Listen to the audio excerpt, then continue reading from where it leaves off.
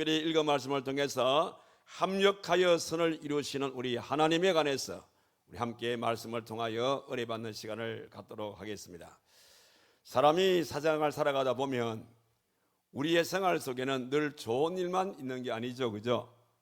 요즘 날씨처럼 때로는 구전 일들도 생기게 되어지고, 때로는 비가 오는 그런 일들도 생기게 되어지고, 천둥 번개가 치게 되어지고, 여러 가지 이런 구전 날씨처럼 우리의 인생살이도 그렇게 되어진다고 볼 수 있습니다.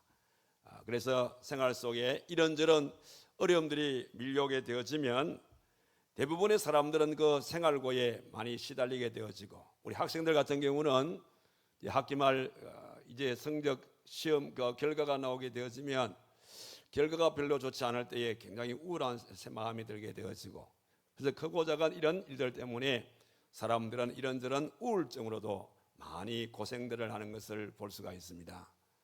이렇게 생활들이 많이 어렵다 보면 나도 모르게 이런 힘든 인생살이 더 살면 뭐해, 이런 극단적인 생각들을 갖는 그런 경우들이 참으로 많아요. 우리나라의 통계에 보니까 지난 1년 동안 우리나라의 자살 수가 거기에 보니까 지금 평균적으로 우리나라에 오늘도 이 하루에 자살하신 분들이 36명 정도 되는데요. 이게 1년 정도 되니까 어떻게 되냐면 약 1년 정도 우리나라 사람들 가운데서 이렇게 극단적인 선택하신 분들이 13,140명 정도 되더라고요. 이렇게 의외의 이런 인생에 이제 극단적으로 생각하는 사람들이 이렇게 많아지게 되어지고, 그래서 삶을 포기하게 되어지는 이런 경우들이 많아진다는 겁니다. 자, 그런데 오늘 여기 나오신 여러분들은 추후라도 이런 극단적인 생각을 해서도 안 될 뿐더러 어떤 경우에도 삶을 포기해서는 안 된다는 것을 잊지 마시기를 바랍니다. 왜냐하면 우리에게는 절대 희망이 되시는 예수 그리스도께서 항상 우리와 함께하고 계시기 때문인 것입니다. 오늘 우리 하나님께서 우리에게 그런 맥락에서 함께 읽었던 로마서 8장 28절 말씀 보니까, 우리가 알거니와 하나님을 사랑하는 자 그 뜻대로 부르심을 입은 자에게는 모든 것이 합력해서 선을 이룬다고 그렇게 말씀을 하셨습니다. 그렇기 때문에 오늘 저와 여러분들은 우리에게 절대 희망을 주시는 이 주님의 능력을 우리가 통해서 힘들고 어려울 때마다 오늘의 이 말씀을 여러분들 2번이고 3번이고 계속적으로 여러분 마음속에 삶의 변화가 일어날 때까지 이 말씀을 통해서 우리가 하나님께 부르짖게 되어질 때에 하나님 말씀대로 모든 것이 합력해서 선을 이루는 아름다운 결과들이 여러분들에게 반드시 온다는 사실을 기억을 하시기를 바랍니다. 꼭 그런 축복을 누릴 수 있는 여러분의 아름다운 삶이 되기를 주님의 이름으로 축원합니다. 자, 그런데 오늘 이 귀한 축복의 메시지를 우리에게 말씀하시면서 이런 합력해서 선을 이룰 수 있는 이런 복을 받을 수 있는 사람이 누군가에 대해서 말씀을 하실 때에 여기에는 반드시 2가지의 전제 조건을 내걸고 있습니다. 너희들이 이런 조건대로 살게 되어질 때에 모든 것이 합력해서 선을 이루는 축복을 주시겠다, 이런 말씀이 되거든요. 그러면 이런 아름다운 복을 받을 수 있는 사람이 어떤 조건을 주님이 내건 이 조건을 우리가 응해야 될 것인가? 그 첫 번째 조건이 무엇이냐면 하나님을 사랑하는 자, 그렇게 여기 말씀이 기록이 되어 있어요. 하나님을 사랑하는 사람에게 모든 것이 합력해서 선을 이루는 축복을 주시겠다, 이런 말씀이거든요. 그러면 우리가 하나님을 왜 사랑을 해야 되냐? 하나님이 전제 조건으로 하나님을 사랑하는 자, 이렇게 조건을 내걸고 계시는데, 그럼 우리가 무엇 때문에 왜 우리가 하나님을 사랑을 해야 되는지 그 이유를 우리가 알아야 될 거잖아요. 하나님께서 우리를 하나님을 사랑하는 자 이 조건을 내거실 때에 왜 우리가 하나님을 사랑해야 되는지 그 이유를 보게 되어지면 첫 번째 이유는 뭐냐면 뭐니 해도 하나님께서 우리를 지으시기 때문입니다.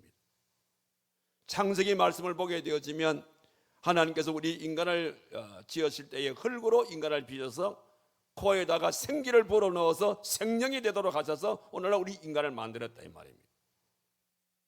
그러니까 마치 우리 아이들이, 우리 자녀들이 부모를 왜 사랑해야 됩니까? 라고 물을 때에 그런 부모가 나를 낳았기 때문이다. 너희들을 낳아주신 부모님이기 때문에 그래서 부모님을 사랑해야 돼. 이런 당연지사라 이 말이죠. 마찬가지로 하나님께서 우리 인간을 지으시기 때문에 우리가 하나님을 사랑하는 거 그거 이상한 일 아니에요. 당연지사라 이 말입니다. 그래서 우리가 하나님을 사랑해야 된다는 것인데요. 또 하나 이유는 뭐냐면 이렇게 하나님 우리를 만들어 주셨는데 우리 어리석은 우리 인생들이 하나님의 그 만든 목적대로 살지 못하고 하나님께서 가장 원치 않는 죄를 범하게 되어지는 이런 삶을 우리가 살고 있단 말입니다. 그런데 하나님께서 죄를 지은 자에게 어떤 결과가 주어진다 그랬죠? 죄의 값은 사망이라 그 말입니다. 그래서 이 죄로 말미암아 우리 인생은 지옥 갈 수밖에 없는 그런 인생으로 전락하게 되어진다는 것이죠. 그래서 우리 하나님께서는 우리를 죄에서 구원해 주시기 위해서 요한복음 3장 16절의 말씀 보게 되어지면 하나님이 세상을 이처럼 사랑하사 독생자를 주셨으니 이런 저를 믿는 자마다 멸망치 않고 영생을 얻게 하려 하심이니라. 이 말씀을 통해서 하나님께서 우리를 죄에서 구원하신 분이시기 때문에 그렇기 때문에 우리는 하나님을 사랑해야 된다는 분명한 이유를 말씀해 주고 있습니다. 그 외에도 왜 우리가 하나님을 사랑했냐면 우리 인생이 이 땅을 살다가 이제 한 세계를 마치고 세상을 떠나게 되어지면 우리 하나님께서 우리가 거할 수 있는 영원한 본향 우리의 천국을 하나님께서 예비해 주셨기 때문이다 라고 성경은 그렇게 말합니다. 그래서 요한계시록 우리 21장 1절의 말씀 보니까 우리를 위해서 새 하늘과 새 땅을 예비하셨다. 그 새 하늘과 새 땅은 눈물도 한숨도 죽음도 이제 없는 이런 아름다운 곳을 하나님께서 우리를 위해서 예비해 놓으셨기 때문에 그래서 우리는 하나님을 반드시 사랑해야 한다라고 그렇게 말씀을 합니다. 그래서 우리 예수님께서 우리에게 새 계명을 주실 때도 마태복음 22장 37절에서 8절의 말씀 보니까 예수께서 이르시되 내 마음을 다하고 목숨을 다하고 뜻을 다해서 주 너의 하나님을 사랑하라 하셨으니 이것이 크고 첫째 되는 계명이다. 이렇게 말씀하시면서 우리가 왜 하나님을 사랑해야 되는지를 분명한 이유를 그렇게 정리해 주고 있음을 보게 되었습니다. 그래서 우리 하나님께서는 모든 것이 합력해서 선을 이룰 수 있는 이 복을 받는 사람은 이런 맥락에서 하나님을 진정으로 사랑하는 자에게 내가 이 복을 주겠노라 라고 그렇게 전제를 하고 있다는 사실입니다. 그런 연고로 오늘 저와 여러분들 이 땅을 살아가시면서 인간사 가운데 이런저런 일들을 만나게 되어질 때에 하나님 앞에 모든 것이 합력해서 선을 이룰 수 있는 이 복을 누리기를 진정으로 원한다면 이런 맥락에서 하나님을 진정으로 사랑할 수 있는 여러분들이 꼭 되시기를 주님의 이름으로 축원합니다. 그래서 이렇게 우리가 하나님을 사랑하게 되어질 때에 우리 하나님께서는 특별히 사랑의 의미를 알고 살아가는 자에게는 하나님은 또 이런 복을 주시겠다고 약속하십니다. 출애굽기 20장 6절의 말씀 보니까 나를 사랑하고 내 계명을 지키는 자에게는 천대까지 내가 복을 은혜를 베풀어 주겠다. 이렇게 말씀도 하셨어요. 그뿐입니까? 시편 145편 20절의 말씀 보니까 여호와께서 자기를 사랑하는 자들은 다 보호하시고 악인들은 다 멸할 것이다. 하나님을 사랑하는 자는 보호해 주지만은 하나님을 사랑하지 않는 악인들은 멸할 것이다. 그렇게 말씀하고 있음을 보게 되었습니다. 그런데 문제는 이겁니다. 하나님을 사랑하는 자에게는 이런 귀한 축복이 따른다고 분명히 말씀했음에도 불구하고 실상 오늘 우리들의 모습을 돌아보게 되었으면 그렇게 하나님을 사랑하는 분들이 많지 않은 것 같아요. 오늘 여러분들 가운데서도 모르겠습니다만은 정말 여러분들 하나님 사랑하십니까? 하나님 사랑하십니까? 정말로 하나님을 사랑하면 한번 아멘 합시다. 아멘 합니까? 아멘입니까? 얼마나 사랑합니까? 그러면 대부분 아이들한테 엄마 아빠를 얼마나 사랑하니 하면 아이들은 뭐라 그래요? 하늘 땅만큼. 그 말이 뭐예요? 내 삶 전체를 다 통해서 나는 하나님을 사랑한다, 이런 얘기지 않습니까? 이렇게 사랑을 바라는 것이거든요. 그런데 오늘 우리 인생을 돌아보게 되어지면 많은 분들이 하나님 기대치만큼 사랑하는 사람이 별로 없어요. 왜 그러냐면 그거는 아직도 우리 속에 있는 죄를 청산하지 못하기 때문이죠. 여러분, 우리 인생의 죄 가운데서 가장 큰 죄 중에 하나가 뭔 줄 압니까? 불교에서는 우리 인생의 죄 가운데 가장 큰 죄는 뭐냐면 탐욕이라 불교에서는 그렇게 말합니다. 유교에서는 뭐라 하냐면 인생의 가장 큰 죄는 부모에게 불효하는 것이다, 이렇게 얘기를 하고, 소크라테스 같은 이 철학자는 인생의 가장 큰 죄는 뭐냐면 무지다, 무지. 알지 못하는 게 죄다, 이렇게 말하게 되어지고, 헬라 철학자들은 말하기를 인생의 무지는 뭐냐? 교만이다, 교만. 이 교만을 얘기합니다. 그런데 우리 기독교에서 가장 큰 죄가 뭐냐고 물으면 여러분 뭐라고 대답할 것 같아요? 바로 그것은 하나님을 사랑하지 않는 죄입니다. 하나님을 사랑하는 것처럼 느껴지지만 실상 돌아보게 되어지면 우리는 하나님을 사랑하지 아니하고 살 때가 많아요. 우리가 하나님을 사랑하지 아니하는 이 증거가 뭔 줄 압니까? 우리의 생활 속에 돌아보게 되어지면 우리는 가끔 질병으로 시달릴 때가 있고, 때로는 여러 가지 어려움으로 시달릴 때가 있고, 때로는 가난이 찾아올 때가 있고, 때로는 저주가 찾아올 때가 있다는 것입니다. 여러분, 우리에게 왜 이러한 질병에 시달리게 되어지고 여러 가지 어려움들이 찾아오게 되어지고, 그리고 가난이 찾아오게 되어지고, 그리고 저주가 찾아오게 되냐? 이 모든 것을 우리가 가만히 돌아보게 되어지면 바로 그것은 하나님을 사랑하지 않는 것 때문이에요. 하나님을 사랑하지 아니할 때에, 하나님 말씀대로 우리가 살지 아니할 때에 이런저런 일들이 일어나는 거예요, 실질적으로. 그러니까 진정한 신앙이란 것은 하나님에 대해서 아는 것으로, 이게 진정한 신앙이 아니에요. 진정한 신앙이란 것은 뭐냐면 하나님의 그 하나님을 아는 정도가 아니라 하나님을 진정으로 사랑할 때에, 사랑하는 그 마음이 내 마음에 있을 때에 이 사랑이야말로 진정한 사랑이 되어지는 겁니다. 이런 진정한 사랑을 가진 자에게 하나님께서는 모든 것이 합력해서 선을 이룰 수 있는 아름다운 축복을 주겠노라 라는 것이 첫 번째의 이 복을 받을 수 있는 전제 조건입니다. 그런 연고로 오늘 이 예배 오신 여러분들, 이 첫 번째 조건인 여러분들이 적어도 내 인생 살아가는 가운데 모든 것이 합력해서 선을 이루는 이런 아름다운 복을 내가 누리고 싶다, 그런 마음이 드시는 분들은 이 첫 번째 전제 조건인 하나님을 진정으로 사랑하는 마음을 통해서 이 복을 누릴 수 있는 여러분들이 꼭 되시기를 주님의 이름으로 축원합니다. 그 다음 두 번째 전제 조건이 뭐냐면 그 뜻대로 부르심을 입은 자라 그랬어요. 여기에 그 뜻대로 부르심을 입었다, 부르심을 입었다, 이 말씀은 선택받았다, 이런 말씀이 되겠죠. 그런데 이 말씀을 다시 한번 노려보면 하나님의 그 뜻대로 부르심을 입었다. 자, 그러면 그 뜻대로 부르심을 입었다는 것은 무엇으로 우리가 알 수가 있습니까? 내가 하나님의 뜻대로 난 부르심을 입은 자다, 이 사실을 여러분들이 뭘 가지고 증명할 수가 있어요?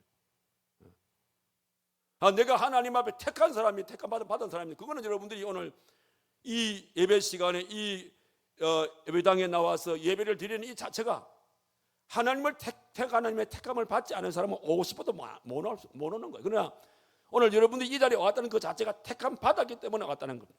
우리 그걸 더 증명할 수 있다 이 말이에요. 그러나 그 뜻대로 부르심을 입은 것을 우리가 무엇으로 내가 증명할 수 있냐 이 말입니다.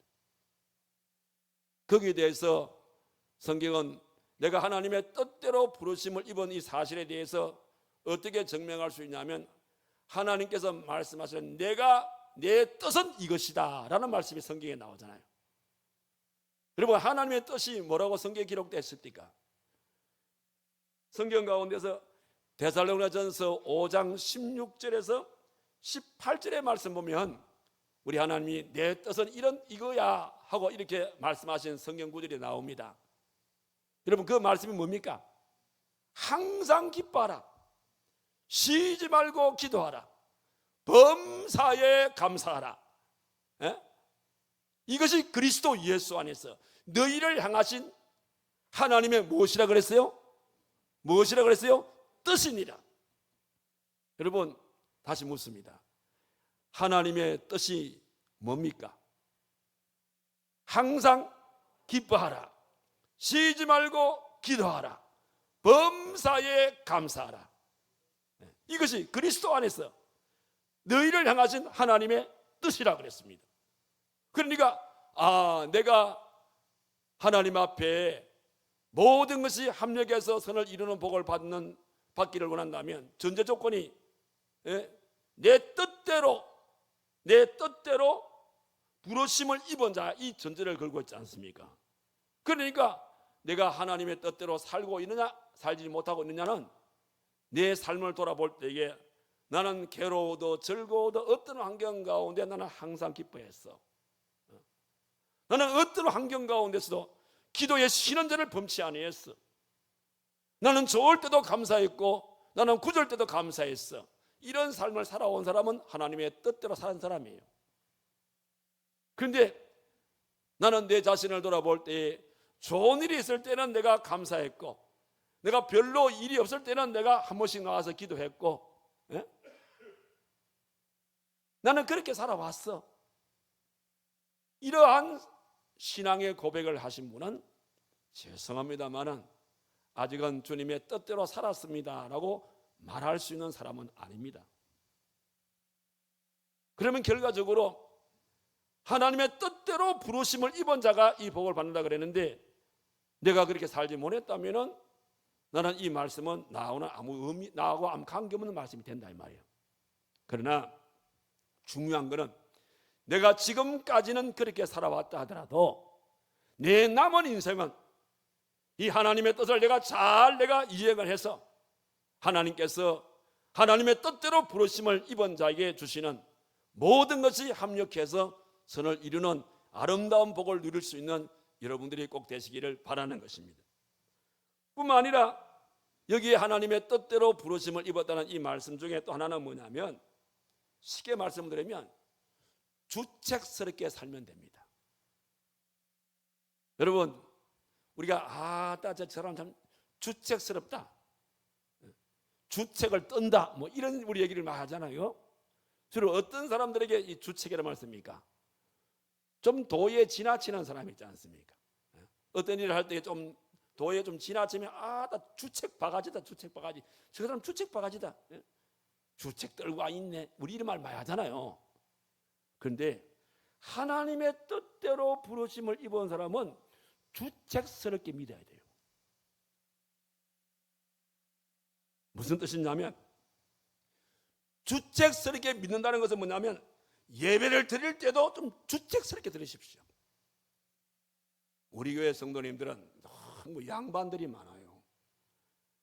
그래서 제가 말씀을 전하면 마음에 감동이 되면은 아멘, 아멘 이렇게 해야 될 텐데 아멘 소리가 잘 안 나와. 너무 양반스럽게 예수 믿지 마세요. 분명히 모든 것이 합력해서 선을 이루는 사람은 주책스럽게 믿는 사람에게 주시는 축복인데, 그렇다면 여러분들이 이 복을 누리려면 예배를 드릴 때에도 마음에 감동이 되면 아멘, 아멘 하시라 이 말입니다. 아멘입니까? 아멘 하시라니까요. 찬송을 부를 때도 마찬가지입니다. 주책스럽게 찬송 부르는 게 뭡니까? 박수를 치기도 하고 손을 들기도 하고 말이에요. 목청껏 하나님께 찬송하는 게 그 주책스럽게 하는 거예요. 기도도 마찬가지입니다. 점잖게 하는 게 아니에요. 내 마음에 감동이 오는 대로 일어나고 싶으면 일어나는 것이고, 손을 들고 싶으면 손을 들고 기도하는 것이고, 눈물이 날 때는 눈물을 흘리는 것이고, 땅을 치고 싶을 때는 땅을 치는 거예요. 이게 주책스럽게 기도하는 겁니다.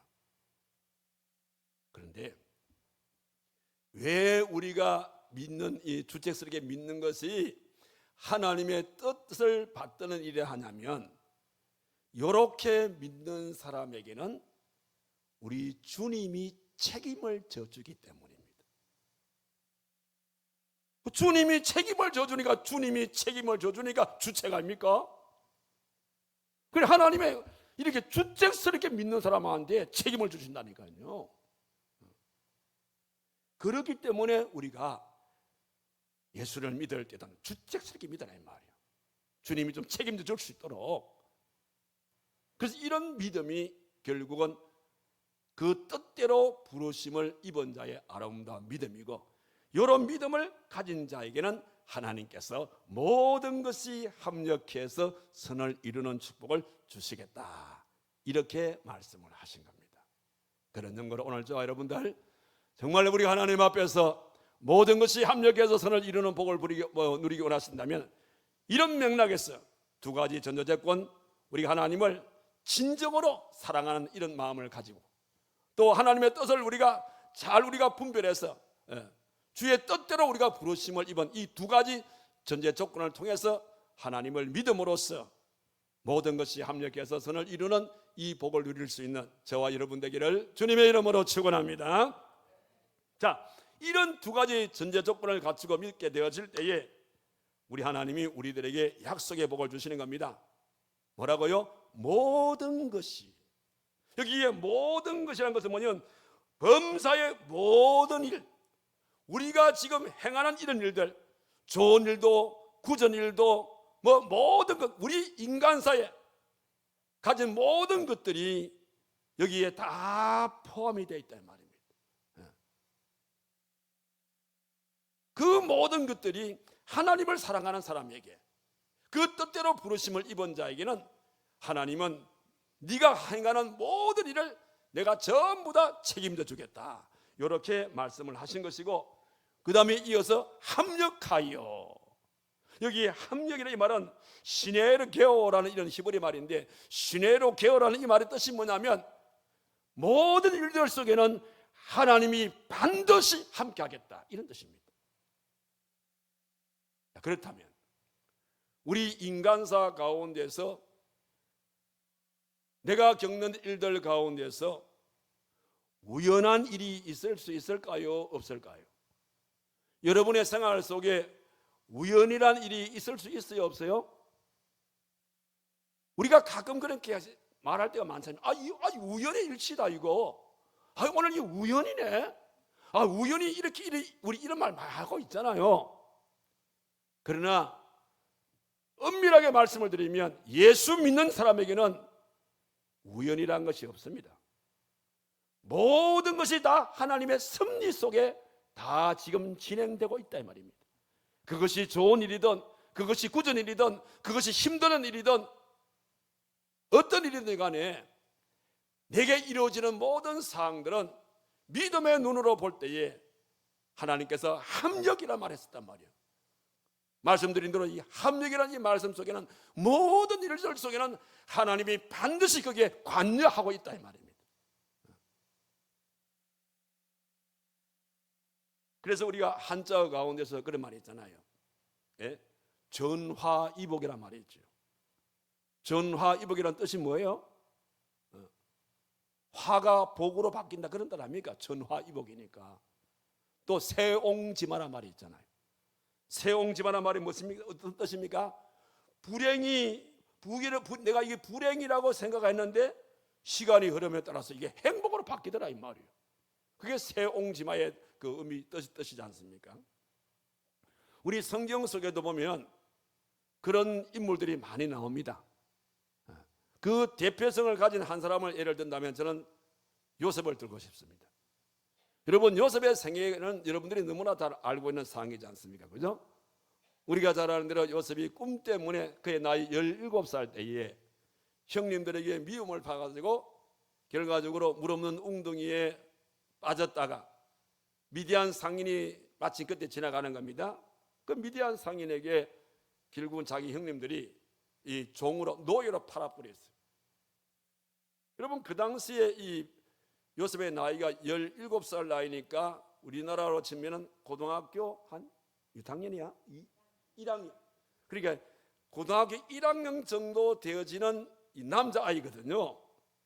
그러니까 노예 시장에서 그 정도 나이의 건강한 남자아이는 노예 가운데서도 1등품 노예입니다. 1등급 노예, 1등급.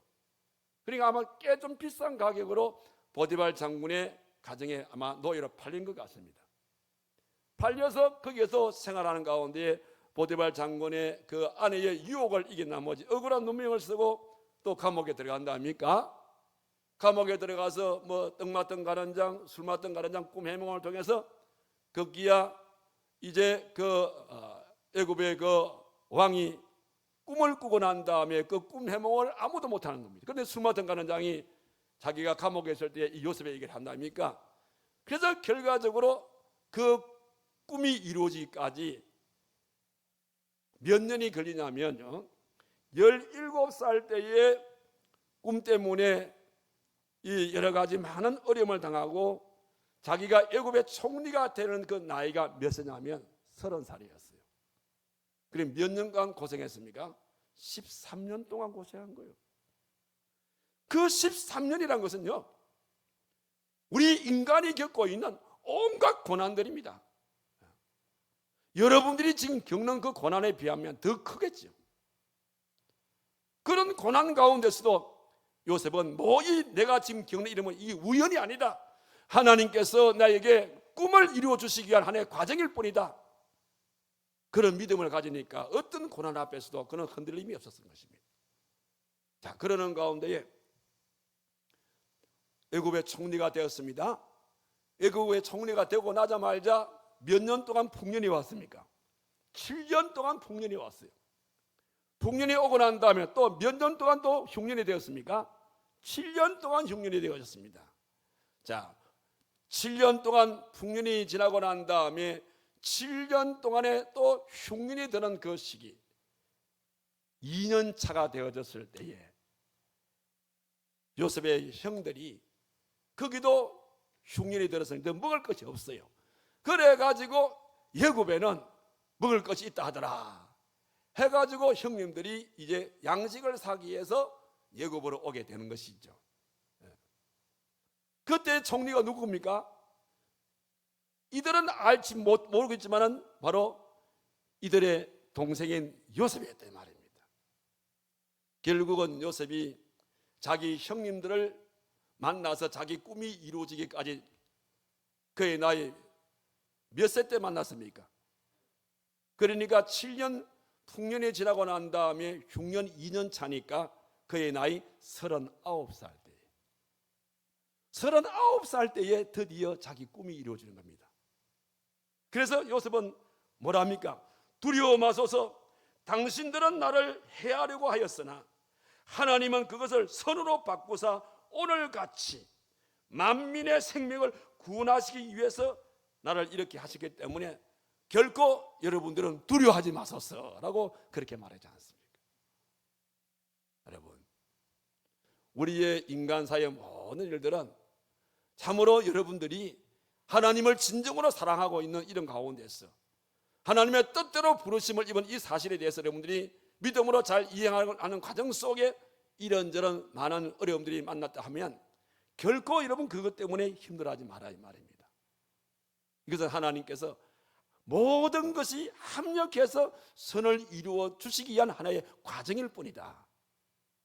그렇기 때문에 여러분들이 이런 일들 속에서 꼭 기억하실 세 가지가 있습니다. 그 첫 번째는 무엇이냐면 우리가 겪는 모든 일은 우연이 아니다. 우연이 아니다. 이 사실을 기억하시고요. 또 하나는 뭐냐면 환난이란 것은 축복의 전주곡이다. 고난이란 것은 뭐냐? 축복의 지름길이다. 자, 이 중요한 말씀입니다.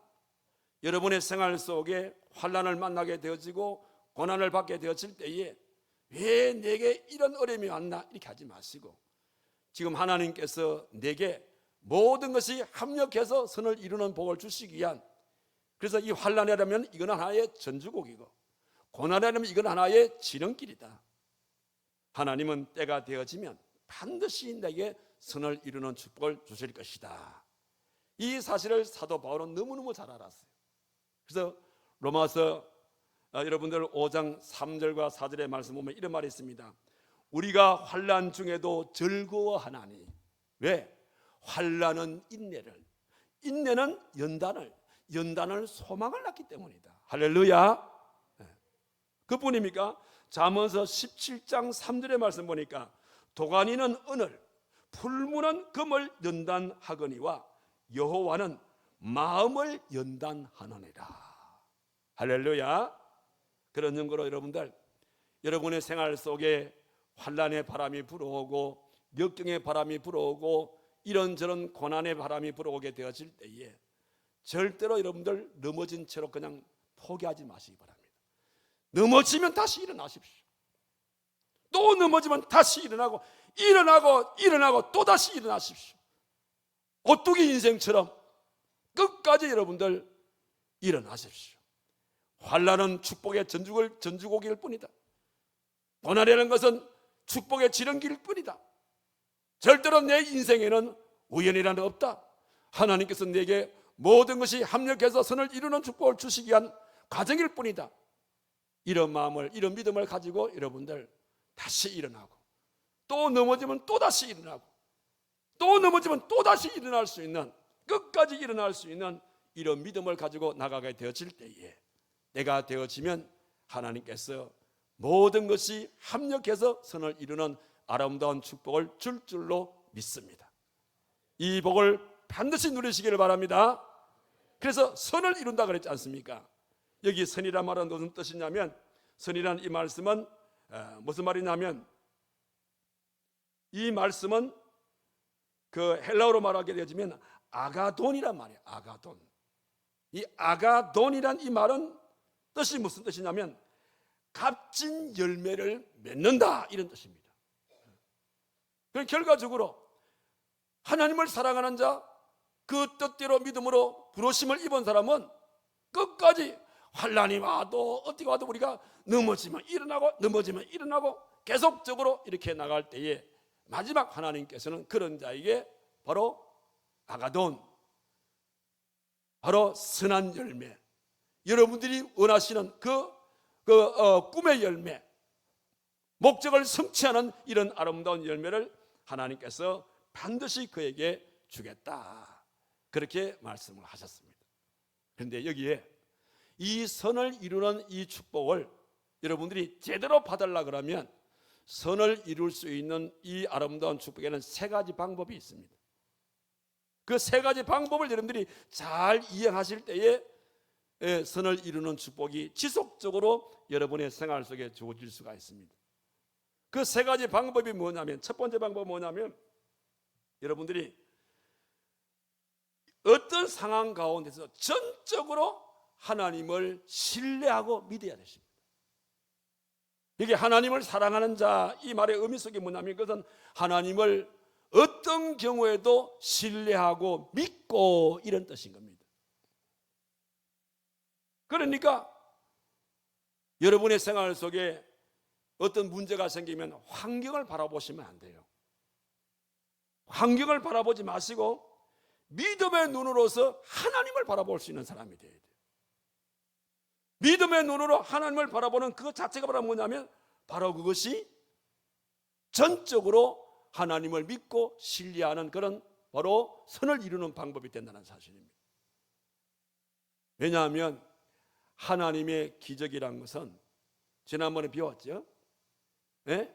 절망에, 내가 이거는 절망이야, 나는 이제 끝났어 하고 절망의 끝이 하나님 편에 볼 때는 뭐라 그랬어요? 기적에 뭐라 그랬어요? 시작이다. 기억나시죠? 자, 하나 예를 들면 요한복음 5장의 말씀 보면 베데스다 연못가에 38년 된 병자가 예수님을 만나서 치료를 받는 그 과정이 나오지 않습니까? 예수님께서 그 38년 된 병자 앞에 서서 말합니다. 네가 낫고자 하느냐라고 말할 때에 이 병자는 환경을 바라보지 않습니까? 주여, 물이 동할 때에 나보다 먼저 다른 분들이 내려가나이다. 나는 안전병이라 내려갈 수가 없나이다. 나를 도와줄 사람이 아무도 없나이다. 이런 식으로 환경적인 얘기를 하는 겁니다. 그럴 때에 우리 예수님께서 뭐라 그럽니까? 일어나 내 자리를 들고 걸어가라. 환경에 대해 치료가 아닌다는 이 말입니다. 네가 환경을 바라보니까 그런 절망적인 얘기가 온다. 네가 나를 보라 이 말입니다. 나를 보게 되어지면 너의 절망의 끝이 내가 이제 기적의 시작이다 이 말입니다. 그럴 때에 이 안전병이가 눈이 번쩍 뜬 겁니다. 그러면서 이 안전병이가 주님을 바라보게 되어질 때에 일어나 네 자리를 들고 걸어가라. 주님을 바라본 이 사람은 주님을 전적으로 신뢰하고 믿었던 겁니다. 그 믿음으로써 일어나려고 용을 쓰니까 기적이 일어난 것이고, 자리를 들려고 용을 쓰니까 자리를 들 수 있는 것이고, 걸어가려고 용을 쓰니까 걸어갈 수 있는 이런 역사가 일어나지 않았습니까? 이게 선을 이룰 수 있는 가장 빠른 방법인 겁니다. 그리고 또 하나의 방법은 뭐냐면 자기를 주장하지 마세요. 여러분, 자기를 주장하는 이상 자기의 주장을 내려놓을 때까지 하나님은 역사하지 않습니다. 그러니까 네가 해봐.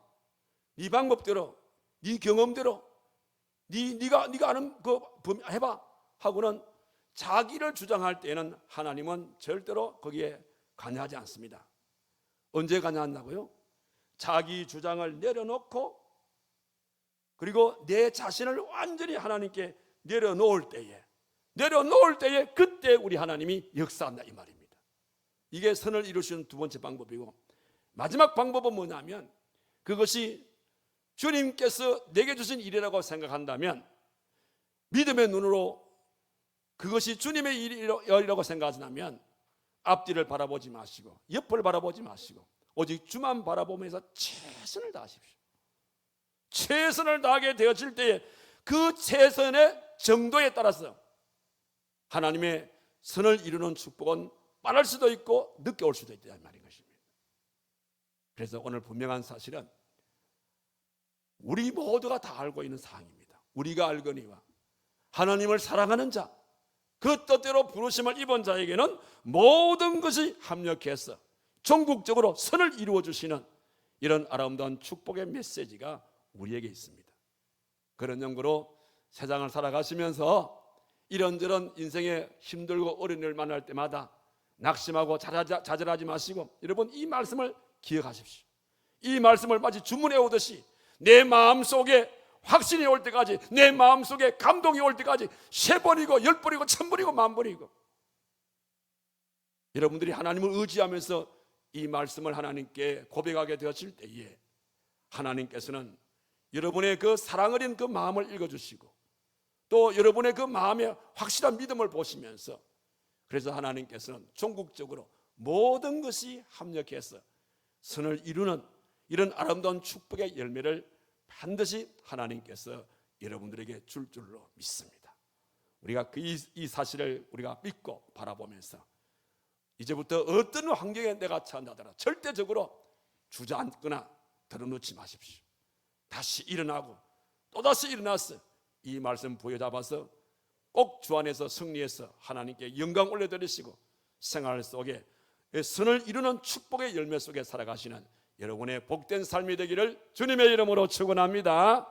우리 신앙의 고백으로 우리 마지막 우리 8장 28절의 말씀을 우리 신앙 고백으로 하나님께 한번 드리고 오늘 말씀 마치겠습니다. 우리 다 같이 로마서 8장 28절 시작. 우리가 알거니와 하나님을 사랑하는 자 그 뜻대로 부르심을 입은 자에게는 모든 것이 합력해서 선을 이루느니라. 아멘. 기도합시다.